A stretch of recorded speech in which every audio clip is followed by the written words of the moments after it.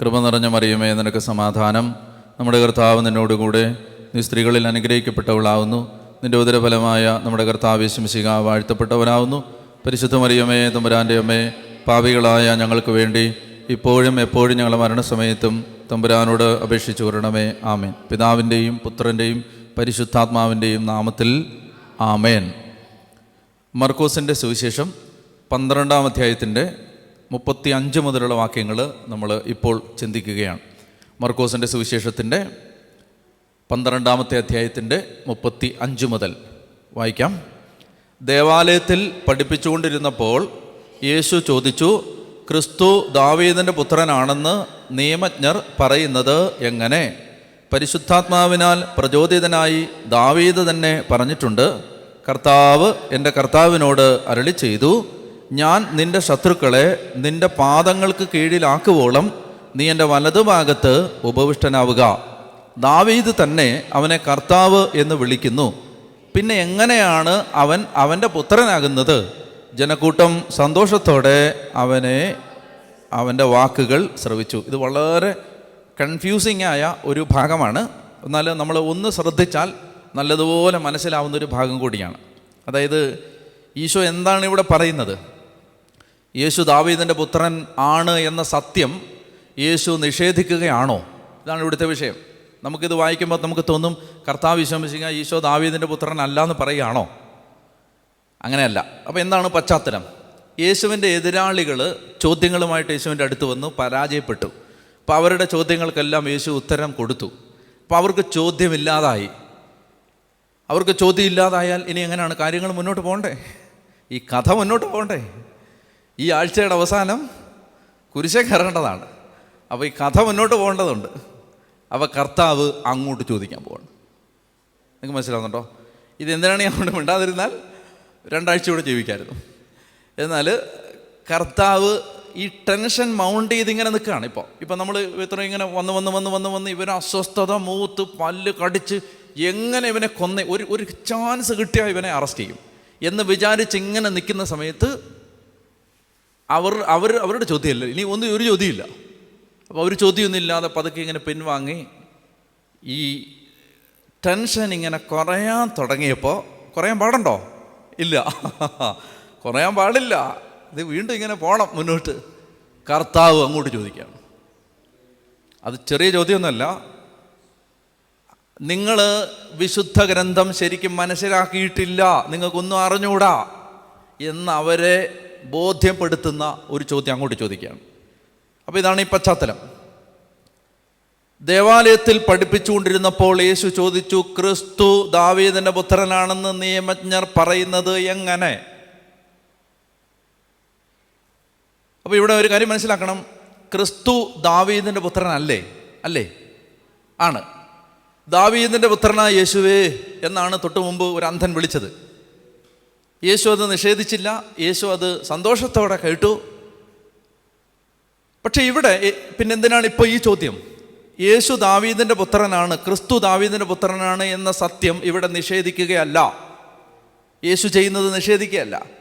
മറിച്ച് നിങ്ങൾ എന്ത് കാര്യം പറയുമ്പോഴും വിശുദ്ധ ഗ്രന്ഥത്തിൽ നിങ്ങൾ അതിനെ ആഴമായി പരിശോധിക്കേണ്ടതുണ്ട്. നിങ്ങൾ വിശുദ്ധ ഗ്രന്ഥത്തിൽ പറയുന്നൊരു കാര്യത്തെ ആഴമായി മനസ്സിലാക്കേണ്ടതുണ്ട്. നിങ്ങൾ മനസ്സിലാക്കുന്നത് പലപ്പോഴും ശരിയായിട്ടല്ല. എന്തുകൊണ്ടാണ്? ഇപ്പോൾ ക്രിസ്തു ദാവീദിൻ്റെ പുത്രനാണ് എന്ന് നിങ്ങൾ പറയുന്നെങ്കിൽ നിങ്ങൾക്ക് ഉത്തരം പറയാൻ പറ്റണം. എന്താണ് ഞാൻ ഈ പറയുന്ന ചോദ്യത്തിൻ്റെ? ഈശോയ്ക്ക് അതിന് ഉത്തരമുണ്ട്. അപ്പോൾ ഈശോ അതിൻ്റെ ഉത്തരം, അതായത് നിങ്ങൾ മനസ്സിലാക്കിയിരിക്കുന്നതല്ല സത്യം. ദാവീദിൻ്റെ പുത്രനാണെന്ന് പറയുമ്പോൾ അവരെന്താ മനസ്സിലാക്കിയിരിക്കുന്നത്? ദാവീദിൻ്റെ പുത്രൻ എന്ന് പറയുമ്പോൾ ക്രിസ്തു ആരാണ്? അവരെ സംബന്ധിച്ചിടത്തോളം ക്രിസ്തു ആരാണ്? ഒരു മനുഷ്യൻ മാത്രം ആണല്ലോ. ദാവീദിൻ്റെ പുത്രൻ ഒരു മനുഷ്യൻ മാത്രം, ഇത്രയല്ലേ നിങ്ങൾ മനസ്സിലാക്കിയിട്ടുള്ളൂ? അത്ര അല്ലത്. ദാവീദിൻ്റെ പുത്രൻ എന്ന് പറയുന്നതിന് ഒരു മനുഷ്യൻ എന്ന അർത്ഥത്തിനപ്പുറത്ത് ദൈവം എന്നൊരർത്ഥം കൂടിയുണ്ട് എന്ന് നിങ്ങൾ മനസ്സിലാക്കിയിട്ടില്ല. അത് ഞാൻ തെളിയിച്ചു തരാം. ഇതാണ് കർത്താവിൻ്റെ ഇത് പറയുന്നതിൻ്റെ ഉദ്ദേശം. നിങ്ങൾക്ക് മനസ്സിലാവുന്നോ? അപ്പോൾ ദേവാലയത്തിൽ പഠിപ്പിച്ചുകൊണ്ടിരിക്കുമ്പോൾ യേശു ചോദിച്ചു, ക്രിസ്തു ദാവീദിൻ്റെ പുത്രനാണെന്ന് നിയമജ്ഞർ പറയുന്നത് എങ്ങനെ? അല്ലെങ്കിൽ നിയമജ്ഞർ അങ്ങനെ പറയുന്നതിൻ്റെ അർത്ഥം എന്താണ്? 36 വാക്യം, പരിശുദ്ധാത്മാവിനാൽ പ്രചോദിതനായി ദാവീദ് തന്നെ പറഞ്ഞിട്ടുണ്ട്. എവിടെ പറഞ്ഞിട്ടുള്ളേ? സങ്കീർത്തനം 110. കർത്താവ് എൻ്റെ കർത്താവിനോട് അരുളി ചെയ്തു, ഞാൻ നിന്റെ ശത്രുക്കളെ പാദപീഠമാക്കുവോളം നീ എൻ്റെ വലത് ഭാഗത്തിരിക്കുക. എവിടാണത്? സങ്കീർത്തനം 110. ആരുടെ സങ്കീർത്തനമാണ്? ദാവീദിന്റെ സങ്കീർത്തനം. ആരാണ് സങ്കീർത്തനം എഴുതിയതെന്ന് യഹൂദർ വിശ്വസിച്ചിരുന്നു? ദാവീദ്. ആരാണ് അപ്പോൾ എഴുതിയത്? ദാവീദ്. ദാവീദ് എഴുതിയ സങ്കീർത്തനത്തെക്കുറിച്ച് ഈശോ എന്താ പറഞ്ഞത്? പരിശുദ്ധാത്മാവിനാൽ പ്രചോദിതനായി. അപ്പൊ എന്താണ് ഈശോ ഇവിടെ സ്ഥാപിക്കുന്നത്?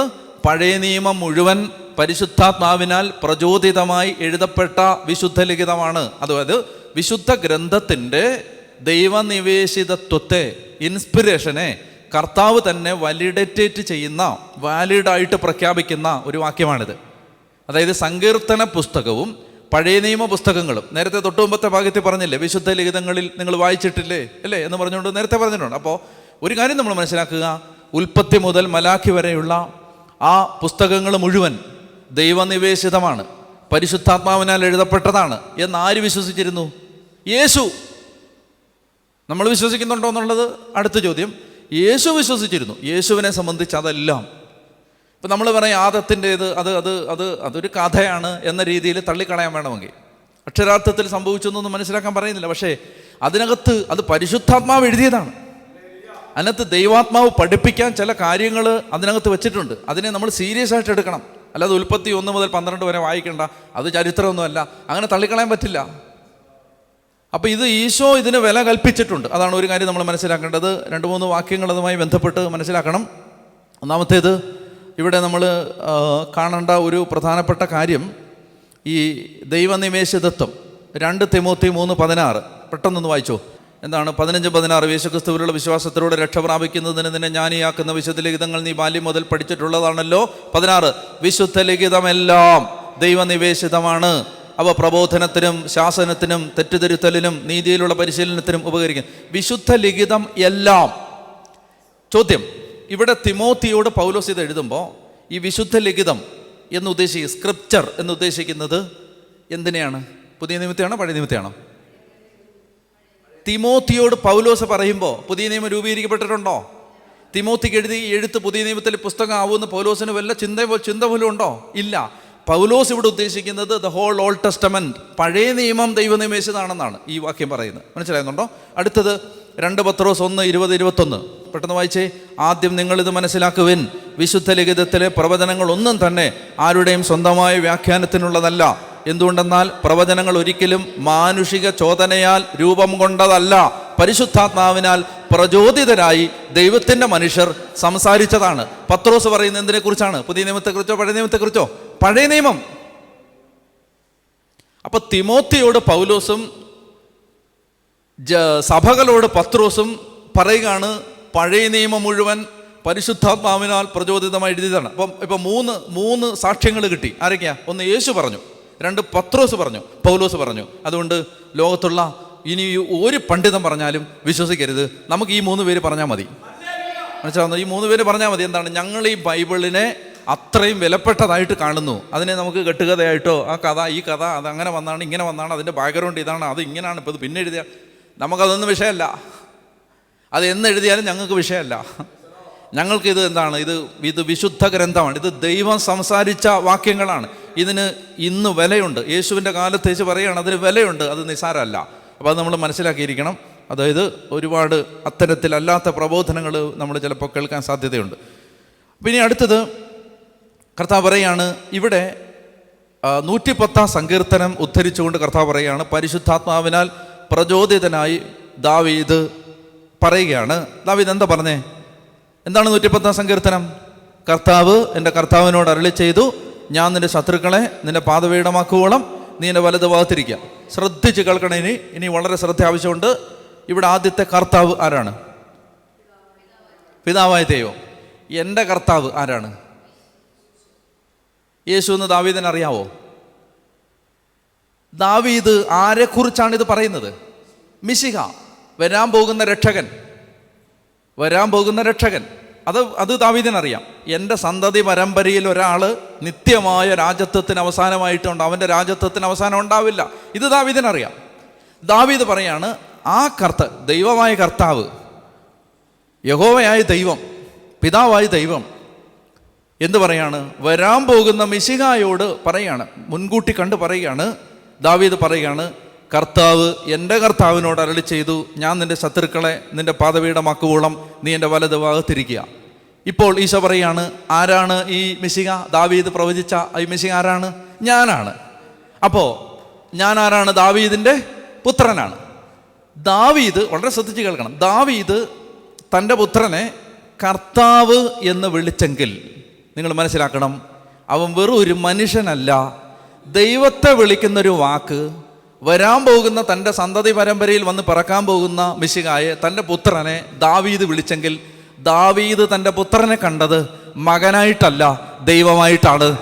നിങ്ങൾ എന്താണ് അങ്ങനെ കാണാത്തത് എന്നാണ് ഈ പറഞ്ഞതിൻ്റെ അർത്ഥം.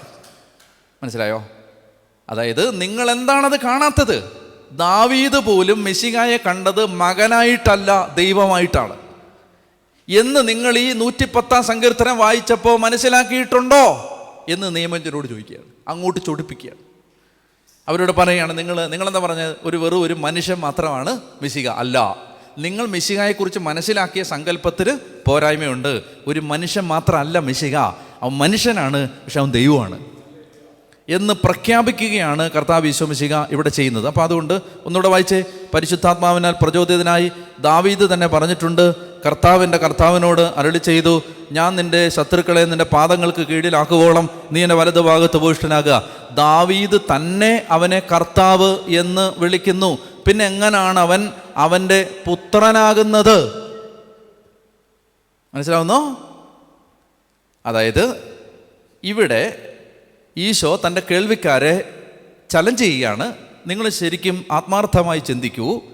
ദാവീദ് തൻ്റെ പുത്രനെ കർത്താവെന്ന് വിളിച്ചെങ്കിൽ എന്താണ് ദാവീദിൻ്റെ മനസ്സിൽ പുത്രനെക്കുറിച്ചുള്ള സങ്കല്പം?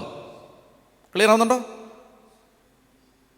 അതായത് പൂർണ്ണമായും മനുഷ്യൻ മാത്രമായ ഒരു മിശിഹായെ പ്രതീക്ഷിച്ചിരുന്ന ഒരു ജനമാണ് യേശുവിനെ കേട്ടുകൊണ്ടിരിക്കുന്നത്.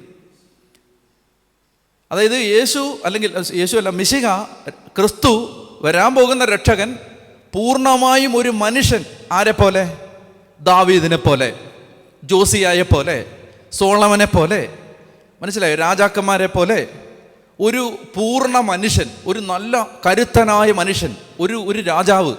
ഇത് മാത്രമാണ് അവരുടെ തലയിൽ കിടക്കുന്നത്. കർത്താവ് പറയാണ്, നമ്മളിപ്പോൾ ഈ ധാരണയെ തിരുത്തേണ്ടതുണ്ട്. എന്തിൻ്റെ വെളിച്ചത്തിൽ? ഞാൻ പറയുന്നുണ്ടല്ല, നിങ്ങൾ വിശുദ്ധ ഗ്രന്ഥമെന്ന് വിശ്വസിക്കുന്ന ആ വിശുദ്ധ ലിഖിതത്തിൽ പരിശുദ്ധാത്മാവിനാൽ പ്രചോദിതനായി ദാവീദ് തന്നെ തൻ്റെ പുത്രനെ മിശിഹായെ വിളിച്ചിരിക്കുന്നു കർത്താവ്. അപ്പോൾ he attacks the idea, the notion of Christ. മിശിഹ എന്ന ആശയത്തിൽ നിങ്ങൾ എന്താണ് മനസ്സിലാക്കിയിരിക്കുന്നത്? പൂർണ്ണമായും ഒരു മനുഷ്യനെ പ്രതീക്ഷിച്ചിരുന്ന ഒരു ജനമാണിത്, ദാവീദിൻ്റെ വംശപരമ്പരയിൽപ്പെട്ട ഒരു മനുഷ്യൻ. അപ്പോൾ കർത്താവ് പറയാണ്, നിങ്ങൾ ദാവീദ് കണ്ടതുപോലെ മിശിഹായെ കാണേണ്ടതുണ്ട്. എങ്ങനെയാണ് ദാവീദ് കണ്ടത്? ദാവീദിന് കർത്താവേ എന്ന് വിളിക്കാൻ തോന്നിയ ഒരാൾ. യഹൂദന്മാരുടെ ചരിത്രത്തിൽ ഒരിക്കലും ഒരപ്പൻ തൻ്റെ മകനെ കർത്താവ് എന്ന് വിളിക്കില്ല. കാരണം മകൻ അപ്പനെ കർത്താവ് എന്ന് വിളിക്കും, അപ്പൻ മകനെ വിളിക്കില്ല.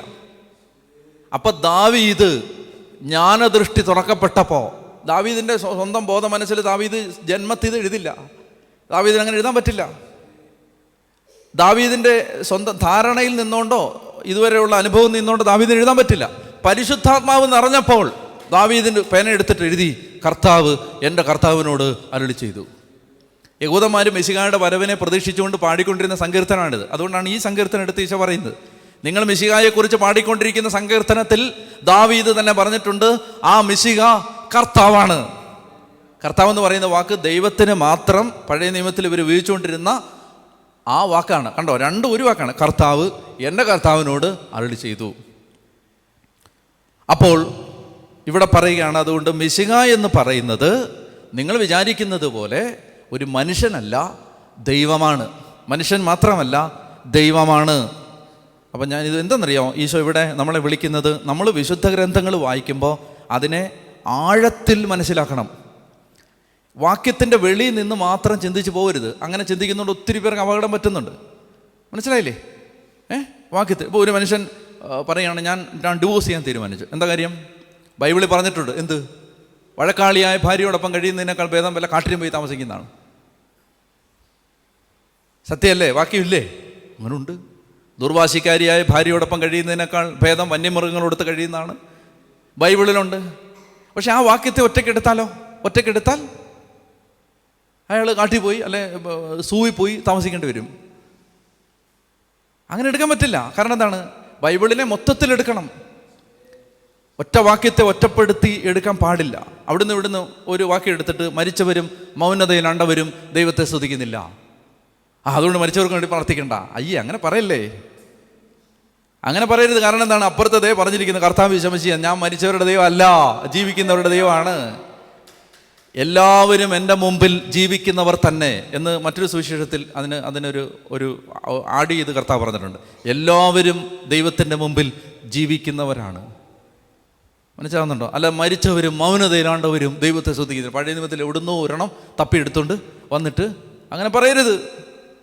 അപ്പോൾ integral understanding of the scripture, ബൈബിളിനെ ആകമാനം അതിനെ മനസ്സിലാക്കാനുള്ള കഴിവ്, അതാണ് ഈശോ ഇവിടെ നമ്മളിൽ നിന്ന് ആവശ്യപ്പെടുന്നത്. അപ്പോൾ ജനക്കൂട്ടം അവനെ സന്തോഷത്തോടെ അവൻ്റെ വാക്കുകൾ ശ്രദ്ധിച്ചു.